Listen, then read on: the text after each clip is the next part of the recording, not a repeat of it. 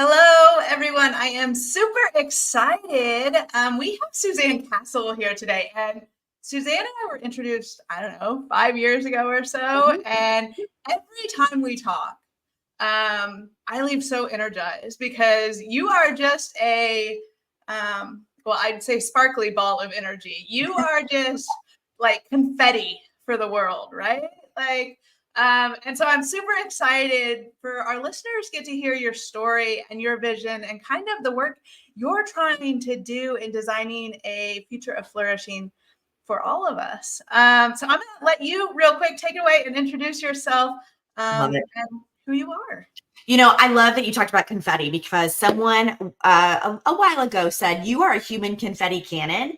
And I just take that as like the best introduction ever. Like, that's what I want to say to all of you checking this out. I am a human confetti cannon, really trying to help people understand that light that's inside of them and how the world tries to take it and how to get it back out through all kinds of different road mapping and prioritization and happiness. And like, this is where we share that joy with each other, Jessica. And I'm so excited to be here alongside you to have this really meaningful discussion today.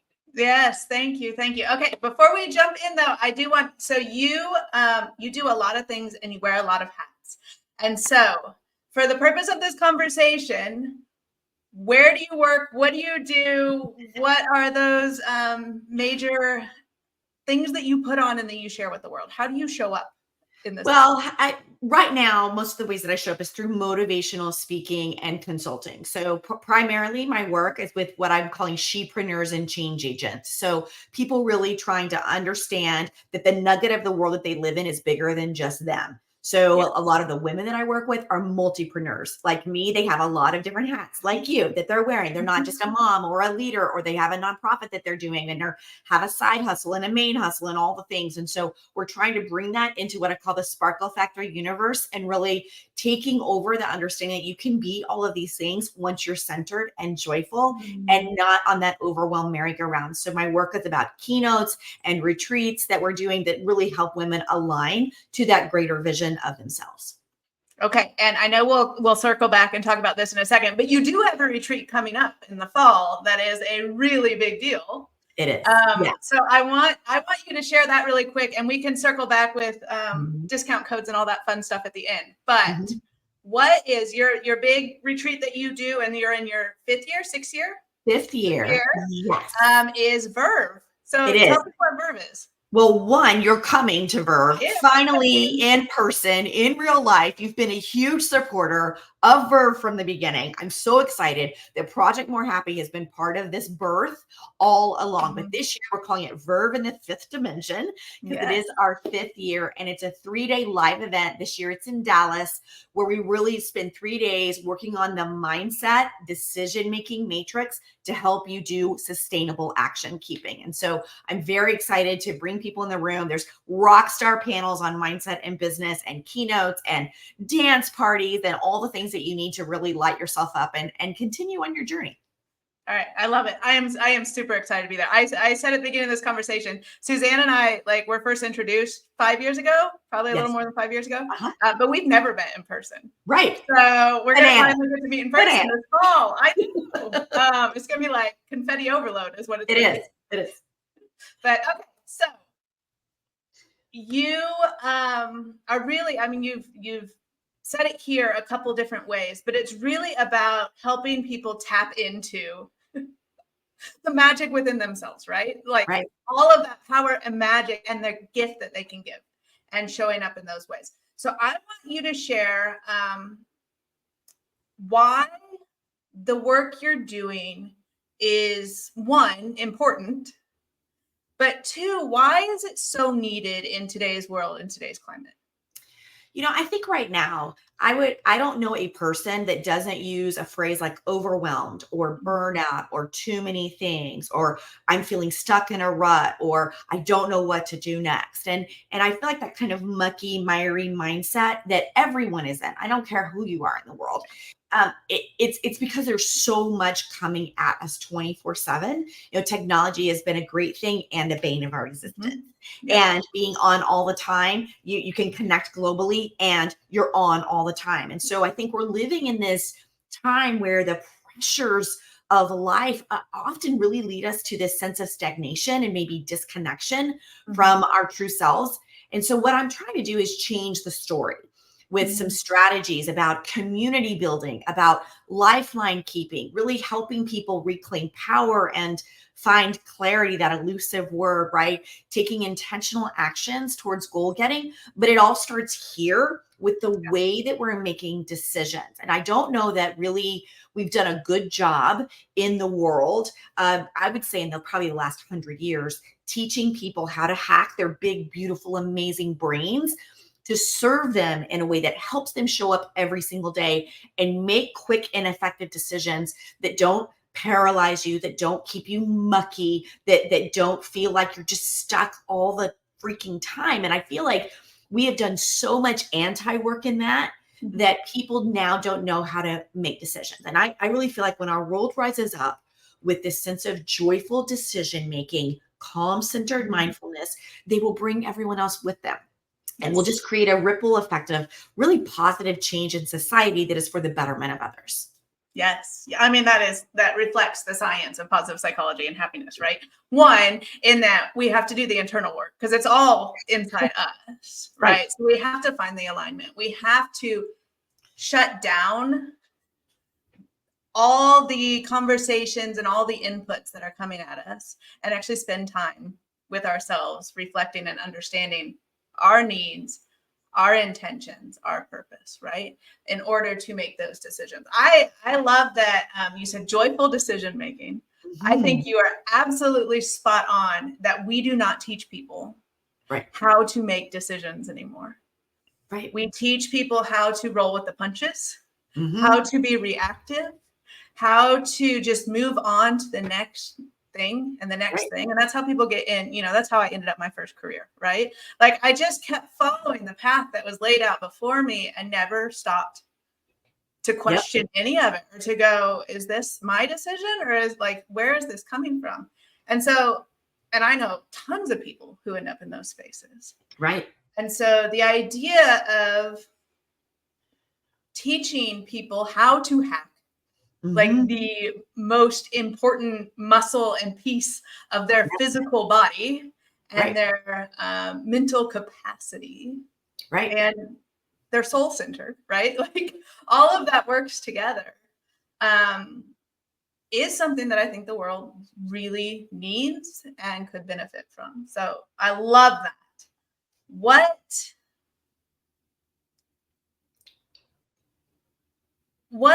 does this get us? If everyone learns how to do this, and I know this is kind of stepping into the future vision, but like, what is the end goal of your work? Well, I think first it's understanding that we really are still cave dwelling beings. I know we like to think that we have it all that we're not living in the Flintstone land anymore, right? We're more like the Jetson Society. Like I'm that old, so I remember those. I wish we were the Jetson Society. I really I want a flying car and Rosie. Like let's absolutely do. But our simple fact is our brains are still there. Our brains are still living in the cave, feeling like every day that we walk out of the cave, we're going to get eaten by a dinosaur. Yes. And so I love that you talk about reactivity because I think what we've lived in is just reactivity all the time. This reaction, this reaction, this reaction. And so when you ask me what the end game is, I think the end game is learning how to boss your brain, reminding yourself that your brain is this complex organism that's going to bring up emotions sometimes, that sometimes it's rational, a lot of times it's not. I talk a lot about the fact that your brain is basically a toddler eating potato chips on the sofa. and basically that's what it is. And so what would you do for your toddler? Like you would teach it structure. You would teach it how to tie its shoes. You would say, let's try the carrot sticks before the potato chips. I mean, but we don't want to do that for our own selves because it just feels weird and clunky and maybe hard. And so I think that the vision keeping, the forecasting for people, when you're able to say, the way that I receive information is this, and the best way that I make decisions is when I do this. So understanding when it's worked for you before and maybe when it hasn't worked for you, and being in that energy then just makes life easier. You're not just showing up with clenched shoulders all the time, and you're able to have more meaningful conversations. I think we have a lot to learn from Europe in the way that they have dinner, for example. Yeah. Where Yeah. it's 2 hours and the kids are playing and we're not freaked out all the time. Like, don't go do that. Stop, stop, stop. Like, we're bringing that same kind of stop, stop, stop energy to our work, to our friendships, to our relationships, to how we text. I mean, and I just don't think that that is a sustainable way to live. And so Yeah. if we're really looking at a positive future, we have to pull back from the franticness and go, okay, what is my magic when I show up? And how do I stay centered in that? And just be there and unapologetically be there. Okay. That's beautiful. I love that. And you are so right about how we approach everyday, not tasks, but everyday routines like dinner. We put so much stress around this thing that we do every day that's supposed to nourish us. Like, dinner is supposed to nourish us. Our family is supposed to feed into that energy and nourish us. And it becomes this really stressful, hectic environment because of, honestly, so many external pressures and how things are supposed to be. Right. Okay, so I love that. We're going to get into, because you brought up the Jetsons. I'm going Jetsons here. So we're going to get Rosie to call our flying cars around to the front here. We're going to go off into the future, into 2050. Mm-hmm. And everyone is now living from this centered, joyful place. Yes. That you speak of. Mm-hmm. What does that look like? What does that feel like for us as we navigate that world? First, I think we are living in 2050. My dream is that we're in an empathic, supportive community. So maybe we've borrowed back in time as far as the sharing of resources a little bit. So you could call it bartering, you can call it trade. I don't want to get into anything other than, like, I'm not trying to dismantle financial systems. I'm simply saying that I'm going to show up, like, if like you're brilliant in graphic design, and if you know that I'm like, hey, I can come alongside you and help you in this thing, like, let me help you for a couple of days. Like, just understanding that if you're living in your centeredness and your joyfulness, and you understand what your genius is in the world, and you're calm about that, and you're effective in your decision making, then there's not just the hoarding of resources all the time. You're like, I'm happily giving you this. And I know that that's going to come back to me for something that I need, right? So first and foremost, I think that there's a general, like, innovative community of sharing is the way that I would say it. I also think that we're going to see a pendulum swing towards anti-technology. So where technology has made us more efficient, there's nothing wrong with that. But then I also think we're going to see people that by 2050, we will hopefully maybe by next year, let's be honest, but we see the disastrous effects of having these things near us all the time. And there's a swing to say there's a way to use that as a partner in your life, but not as the replacement for anything. And so I think we're going to see a lot more relationship keeping, face-to-face interaction. And I also think that the globalness that we are in the middle of, this kind of global expansion of the ways that people are showing up in the world, is going to get smaller. Meaning that, I think by then we're at Mars. And so now we have a different sense of Earth-centeredness and other centeredness, and how then we relationship keep in that will literally have to change. We'll still have to have technology for sure, but we'll be thinking about developing relationships at a deeper level. Again, my hope, through collaboration, through empathy, through innovation, but always with joy. And so if you can use your thoughts and your experiences and not feel like by sharing those, someone's taking them from you, I think the richness of the way that we will expand in the universe will be even greater. Oh, so I keep going back to in my head that your vision of 2050, and I love this because it, again, goes back to the science, is that we see the world for the abundance that it is. And we don't live in that space right now. Correct. Right. Correct. I also love, you are my first guest who has said, we're going to Mars. And I absolutely love that. So thank you for embracing my 2050 vision assignment here and sending me to Mars. I think what you said about technology is really important. And it's a theme that comes up a lot in my work. I'm sure it comes up a lot in your work as well, is that technology is super invasive right now. Right. And it's involved in every aspect of our lives. I mean, think about it. The first thing you do in the morning, Right. I'm guessing for most people, it's grabbing your phone, right? Because your phone's probably your alarm clock.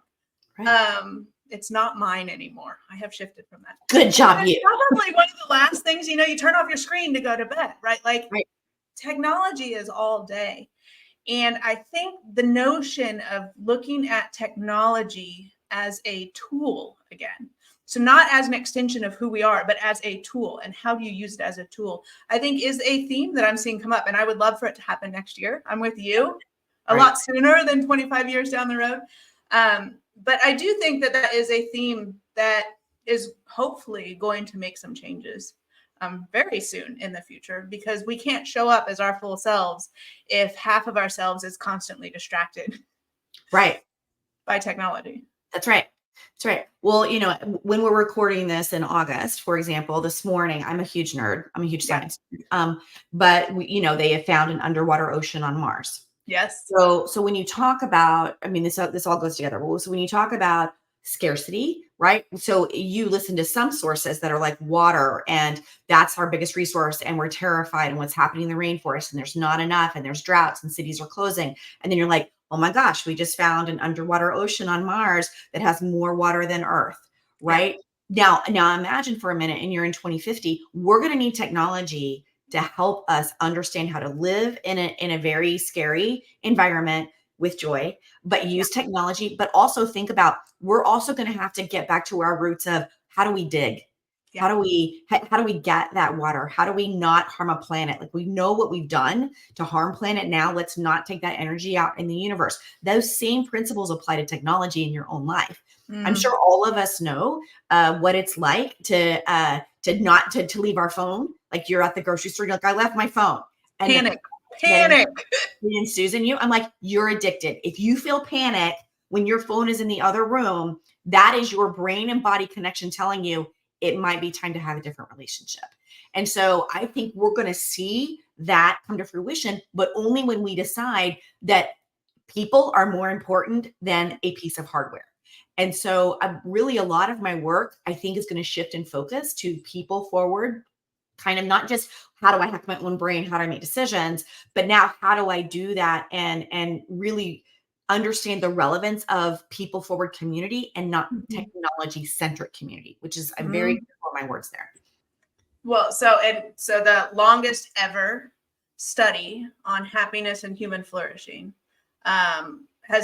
it's out of Harvard, but it's been going on like 50 years, right? And the number one takeaway, the most consistent theme for people who are happier, who are flourishing later in life, is connection.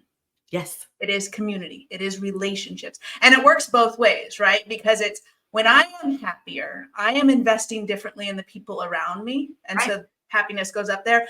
But when I am around other people and investing in them, that also increases my happiness. So that is the number one, like, it's cyclical on how it contributes to your mindset, to how you show up in the world, to who you are. Community is that important. And I think you're right in there has to be, if we are to flourish as humanity, if we are to solve all these huge problems that are facing us right now, all these huge challenges, we need to see them as opportunities for community building and for connection, because that's the only way we're going to get through any of it and get out of it. That's right. Well, and I think part of that study too, also, I mean, my work is in happiness theory too. Mine comes from neural dynamic theory, and yours is, a little bit differently, but we both have certified happiness coach kind of people. Yeah. And part of that study also talks about the body connection to terra firma. Yeah. So, for example, anyone listening, checking this out today, if you're feeling a little funky, like that looks different, you might be anxious, you might be sad, like things just aren't feeling right. One of the techniques I teach my clients is take your shoes off and go outside. So there's a connection between earth and your feet, and the energy, it literally pulls through your pores up, right, through your parasympathetic nervous system, can begin to rewire your brain and your emotions.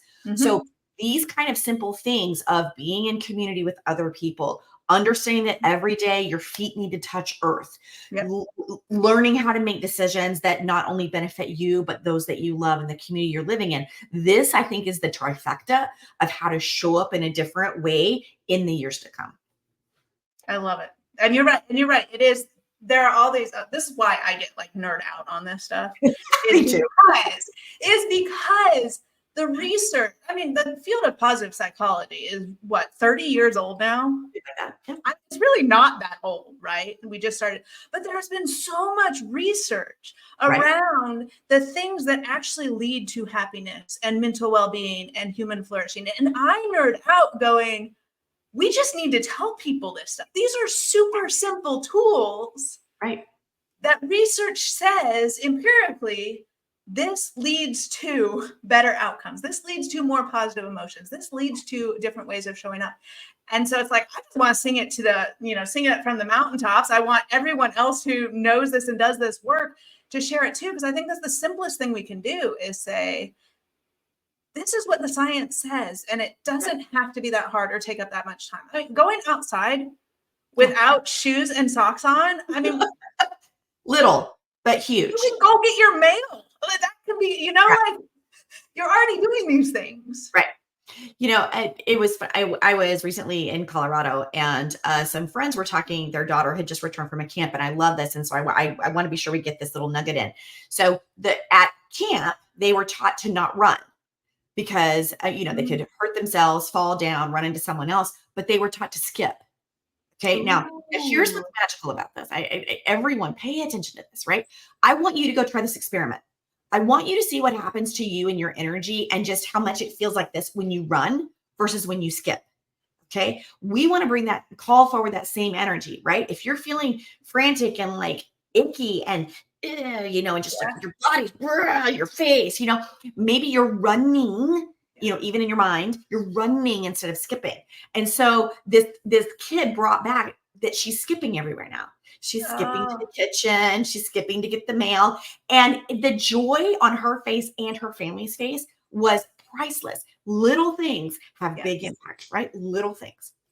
You sent me back to, I don't know how long ago it was, Friends, when Friends was huge. One of my favorite episodes of Friends. And this was before I was nerding out on the happiness. And so I didn't know why I liked the episode so much. But it's the one where Rachel and Phoebe are running.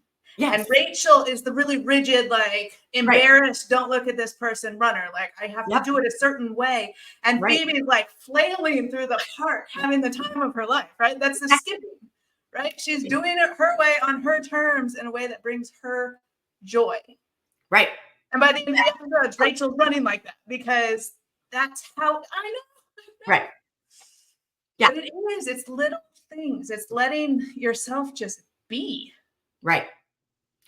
Yeah. And isn't it the being that I think sometimes people are stuck in, right? Mm-hmm. We don't know how to just be with ourselves, in community, without technology, be settled in our own skin. Mm-hmm. We're always looking for, I want to release 5 pounds. I wish I could still wear this outfit. I don't get to eat this food. I have to dress up and wear heels. Whatever it is for whoever you are. Just be you. Like if you could just show up more confidently and be who you are in your bag of meat skin, mm-hmm. like the impact that you would make would be marvelous. And the glow that you would have when you carry that forward would also have ripples effect. It's just huge. It's little things. It's just, this doesn't have to be so big and so hard. It just needs to be intentional. Well, and I think that's everyone says they want to be happy. Everyone wants to show up as their best self. But I think why we deprioritize it so much is because it seems really hard. Yeah, I would agree. And so we just keep putting it off because it's scary and it's hard and we don't know how to do that. I ended up in this for a lot of different reasons, but one was I had like zero self-confidence growing up, like zero. I had no idea who I was. And I just took all the external like labels and stuff and tried to contort myself to fit them because I didn't know any better, right? Right. When I started studying this stuff, and so confidence is one of the 8 pillars of happiness, one of the 8 skills we need for happiness and human flourishing. And when I started studying the simplicity of building up your confidence. Like, and I started applying it in my own life. Like, you couldn't keep me from getting on a stage. I'm speaking to like over 1,000 people tomorrow. And I'm like, bring it on. I would have hid in a closet 5 years ago. Right. Probably 10 years ago. But it's such simple investments that get you such a big payoff. And I think about it to scale, because I go, in my life, I can see how big of a difference. I see how big of a difference it is in my family. But if the entire world, if all of us knew how to do this and show up in these ways and tap into our systems, our magical brains, and wire them in a way that allows us to show up as our best selves, whatever that looks like, because there's no one definition of best self, right? Like, imagine the magic and electricity of just living, of just existing, right, in those communities and in that world. It would literally, and I mean this not in a dramatic fashion, but it would change everything. Every conversation, what the media chooses to focus on, how politics operate, how the education system feeds children, how our healthcare system works. It would literally change the world. That's what I'm committed to. Me too. I mean, that is what I do. I say, I want everyone to know how to use this, because it affects every single person. It affects every single space. Like, we think happiness is an inside job, and it is. But when we work on our happiness, when we understand the tools, then we get to lift everyone else up too. Absolutely. Absolutely. And again, it's not hard. Okay, so I love this. I want to be very mindful of our time, because you and I would just do this for hours. Oh, for hours. Yes. Okay, so how do we get from, and we've touched on this a little bit, but I want specifics. How do we get from today, from where we are today, where we are frantic, we are overwhelmed, we are not flourishing, we're not all showing up to the best of our abilities, not in a shame on you way, but in a systematic, we don't have the tools and the systems built for that. How do we get from here to that dual planet colonization, community building, wonderful flourishing? That's right. Humanity. Well, I think first and foremost, what I would say without a doubt is that we have to understand what our priorities are and make sure they're showing up every single day on your calendar.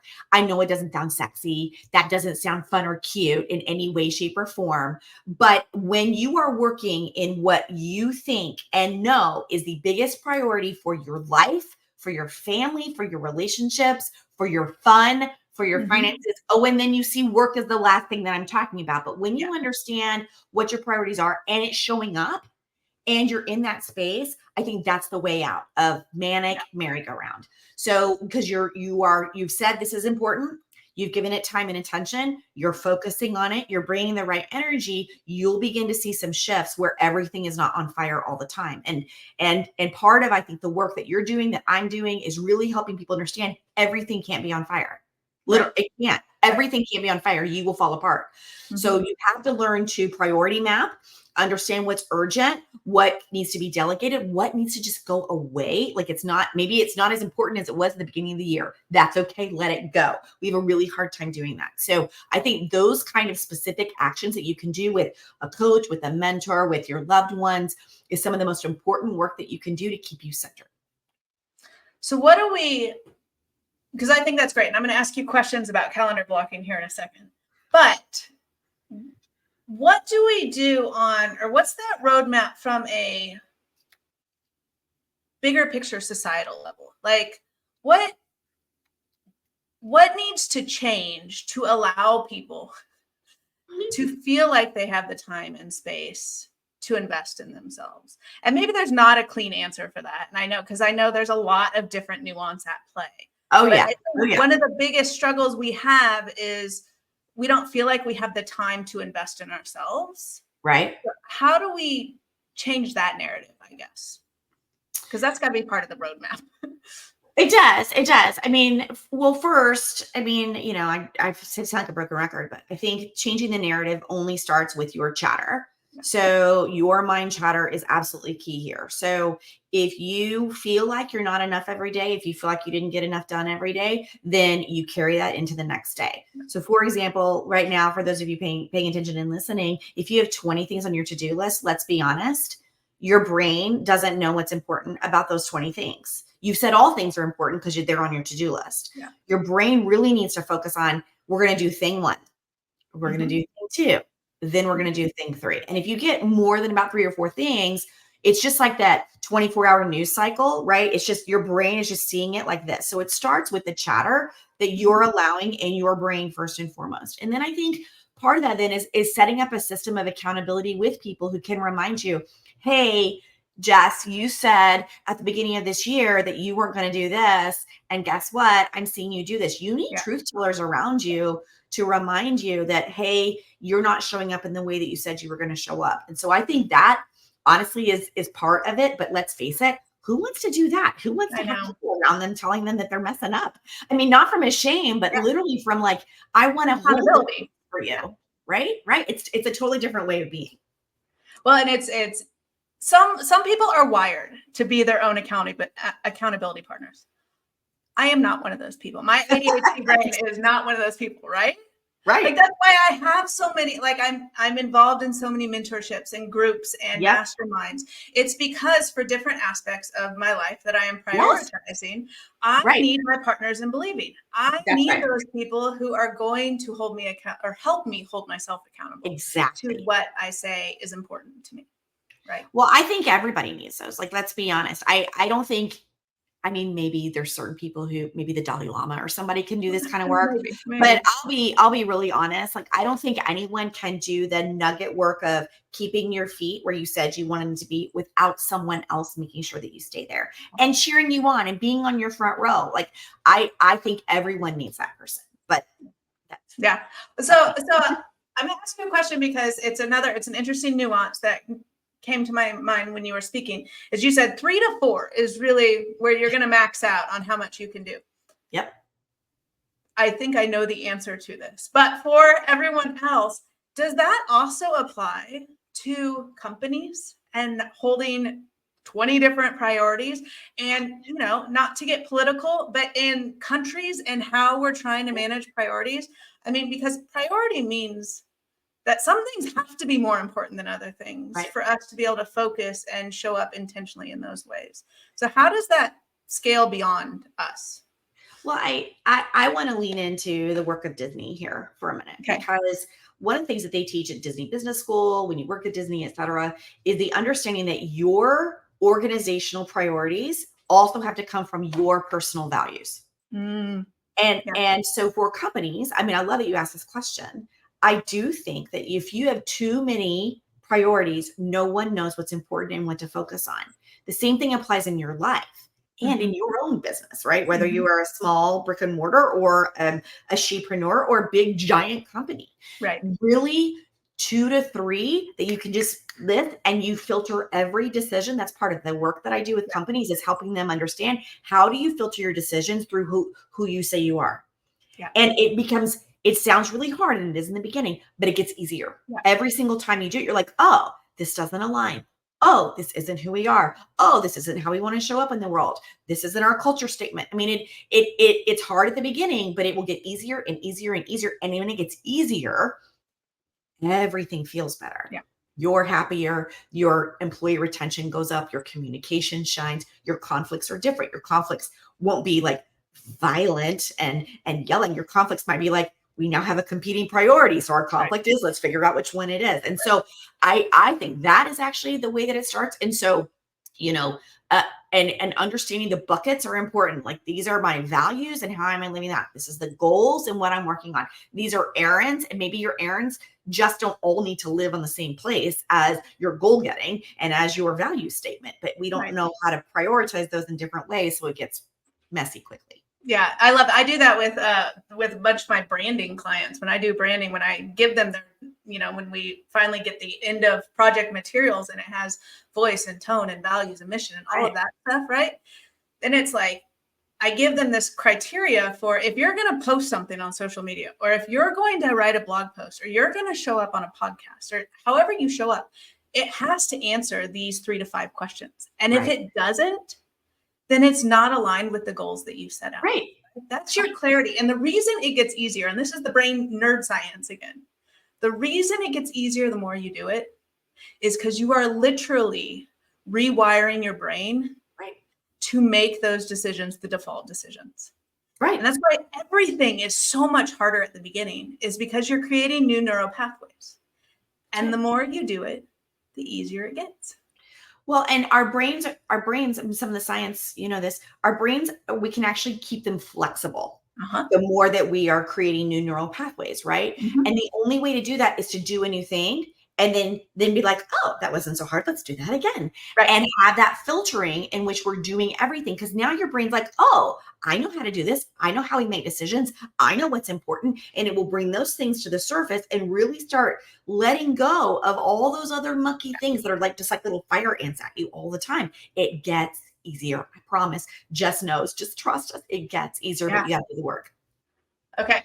All right. So, because we're running close to time. I know it's such a good conversation. And again, I can keep going and going, but I would love you to give our listeners one thing they can do immediately to get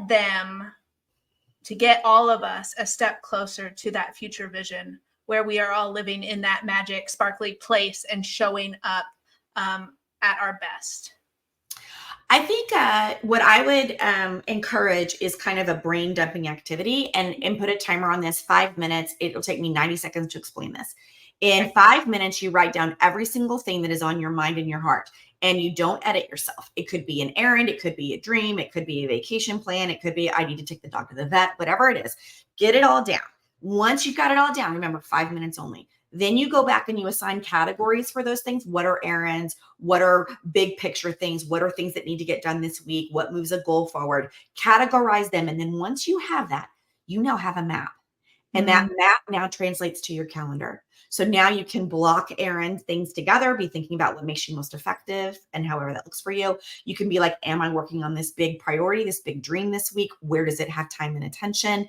And you can see quickly like, oh, these are the things that have to be done this week, and this can get pushed to next week. So help your brain serve you by taking 5 minutes and getting it all out on paper. Don't use technology. Pen and paper. Your brain likes pen and paper, and then filter that, and you will feel instantly lighter and more effective. Oh, that is such a great exercise and tool. And I want to clarify. I want clarification around when you say put it on your calendar. You literally want people to book it on their calendar. Oh yeah. So here's, I am a person, we didn't talk about this at all, and I don't want to hack the podcast now, but I am anti-white space. So here's why. Because your brain doesn't know what white space is. It just knows that it's got all this extra time. And so your brain is like living in la la land, and like all these things will be coming up. Like if you're going to be like, I'm going to meditate here, put it on your calendar. I'm going to go walk the dogs, put it on your calendar, right? Because then your brain knows what to show up for and how to help you in that space. So every single thing, be ruthless about your calendar, goes on your calendar. I love it. That is such a simple thing. I used to do that a lot better than I do now. Now I'm kind of, I have 15 minutes. I'm going to go do my meditation walk. And I'm going to get back. I'm going to do this exercise, and because I got way too much on my plate right now. And I'm going to block my calendar, and I'm going to circle back with you, and we're going to talk about how it works out for me, because it is something that I've needed to do, and I'm just going to do it because you told me to.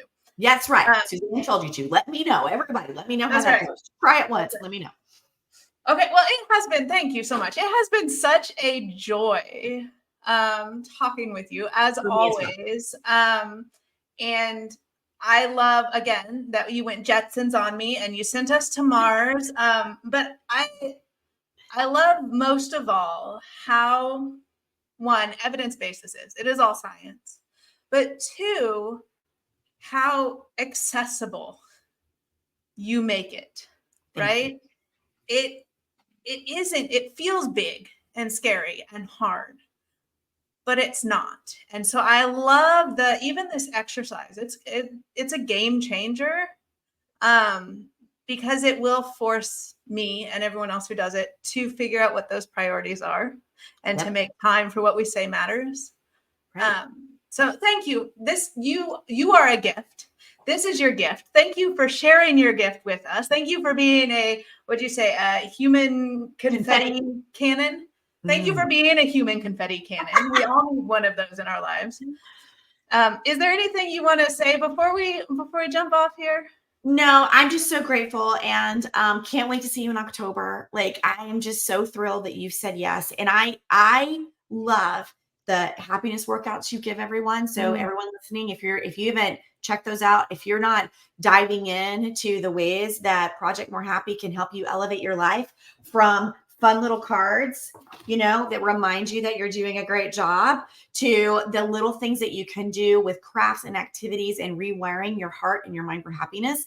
Project More Happy is the way to do that. And so I'm so grateful for this time and sharing this space with you. Thank you for making huge changes in our world. Well, thank you. And thank you. I am super, super excited to meet you in person finally. I want to, before we jump off here, I do want to invite any of our listeners, our what do you call them? Change makers and shepreneurs. Yeah. If you want to join Suzanne and me and a bunch of other amazing people in Dallas, you can use the code HAPPY. I'm pretty sure that's my code. I'll double check and put it on. I'm pretty sure. To get a discount in your ticket price if you want to join us down there. It is going to be amazing. It is going to be life-changing. It is going to be business-changing. So if you're interested, reach out to Suzanne, reach out to me, use the code HAPPY. We'd love to have you down there. Right. Yes, definitely. Right. How can people find you and follow you? Well, the best place, honestly, is my website, because it has all the places and all the ways. Okay. I'm going to give you all the links, but just go to my name, Suzanne Castle. You can see it on the screen. .com, and there's free stuff there for you on priority mapping. There's stuff about Verve. There's a YouTube channel. Like, all the things are there. Just go there and play around and find what you need today. But whatever you do, make a decision that helps your future forward self move. I love it. Thank you so much for sharing the gift that you are with us today. Thanks.